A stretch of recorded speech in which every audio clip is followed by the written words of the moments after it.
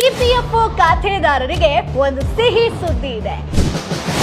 EPFO 3.0 ಬದಲಾವಣೆಗಳು July 1, 2026ರಿಂದ ಜಾರಿಗೆ ಬರ್ತಾ ಇದೆ. ಈಗ ನೀವು ಎಟಿಎಂ ಮೂಲಕ ಸುಲಭವಾಗಿ ನಿಮ್ಮ ಪಿಎಫ್ ಹಣವನ್ನ ಹಿಂಪಡಿಬಹುದು. ಹಾಗಾದ್ರೆ ಈ ಸೌಲಭ್ಯವನ್ನ ಪಡೆಯೋದಕ್ಕೆ ನೀವು ಯಾವೆಲ್ಲ ಸಿದ್ಧತೆಗಳನ್ನ ಮಾಡ್ಕೊಳ್ಬೇಕು? ಬನ್ನಿ, ಎಲ್ಲ ಬದಲಾವಣೆಗಳ ಬಗ್ಗೆ ಡಿಟೇಲ್ ಆಗಿ ತಿಳಿಸ್ಕೊಡ್ತಾ ಹೋಗ್ತೀನಿ. ಪ್ರತಿಯೊಬ್ಬ ನಾಗರಿಕರು ಕೂಡ, ಪ್ರತಿಯೊಬ್ಬ ಕಾರ್ಮಿಕರು ಕೂಡ ಈ ವಿಡಿಯೋವನ್ನ ಮಿಸ್ ಮಾಡದೆ ನೋಡಿ. ಹಾಯ್, ಹೆಲೋ, ನಮಸ್ಕಾರ, ವೆಲ್ಕಮ್ ಟು ಬಾಸ್ವಾಲಾ ಯೂಟ್ಯೂಬ್ ಚಾನೆಲ್. ನಾನು ಚೈತ್ರ.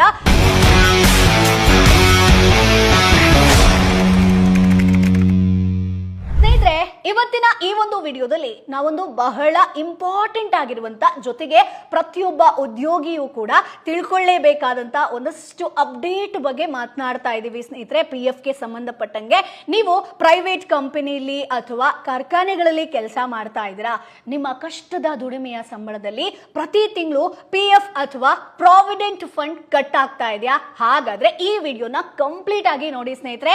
ನಿಮ್ಗೆ ಈ ವಿಚಾರದ ಬಗ್ಗೆ ಗೊತ್ತಿರಲೇಬೇಕು. ಸೊ ನಿಮ್ಮೆಲ್ಲರ ನೆಚ್ಚಿನ ನೌಕರರ ಭವಿಷ್ಯ ನಿಧಿ ಸಂಸ್ಥೆ, ಅಂದ್ರೆ ಸಿಂಪಲ್ ಆಗಿ ನಾವು ಹೇಳ್ತೀವಿ ಅಂತಂದ್ರೆ ಇಪಿಎಫ್ಒ ತನ್ನ ಒಂದು ನಿಯಮಗಳಲ್ಲಿ ಒಂದು ಭಾರಿ ದೊಡ್ಡ ಮಟ್ಟದ ಬದಲಾವಣೆಯನ್ನ ತರೋದಕ್ಕೆ ರೆಡಿ ಆಗಿದೆ.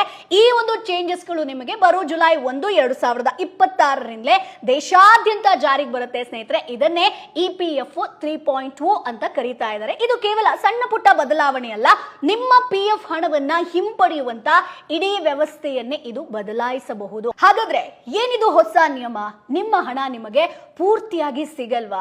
ಇವೆಲ್ಲದರ ಬಗ್ಗೆ ನಾನು ಡಿಟೇಲ್ ಆಗಿ ಹೇಳ್ತಾ ಹೋಗ್ತೀನಿ. ಸೊ ಎಲ್ಲ ಅಪ್ಡೇಟ್ಗಳು ನಿಮಗೆ ಸಿಗಬೇಕು ಅಂತಂದ್ರೆ ನಮ್ಮ ಚಾನೆಲ್ನ ಈ ಕೂಡಲೇ ಸಬ್ಸ್ಕ್ರೈಬ್ ಮಾಡಿ ಸ್ನೇಹಿತರೆ. ಭಾರತದಾದ್ಯಂತ ಲಕ್ಷಾಂತರ ಉದ್ಯೋಗಿಗಳು ತಮ್ಮ ಒಂದು ನಿವೃತ್ತಿಯ ನಂತರದ ಜೀವನದ ಒಂದು ನಿರ್ವಹಣೆಗಾಗಿ ತಮ್ಮ ಒಂದು PF ಖಾತೆಗಳನ್ನೇ ನಂಬಿಕೊಂಡಿದ್ದಾರೆ. ಹೌದಾ? ಇದು ವಯಸ್ಸಾದ ಕಾಲದಲ್ಲಿ ಒಂದು ಪ್ರಮುಖ ಆರ್ಥಿಕ ಭದ್ರತೆಯಾಗಿ ನಮ್ಮ ಕೆಲಸ ಮಾಡುತ್ತೆ.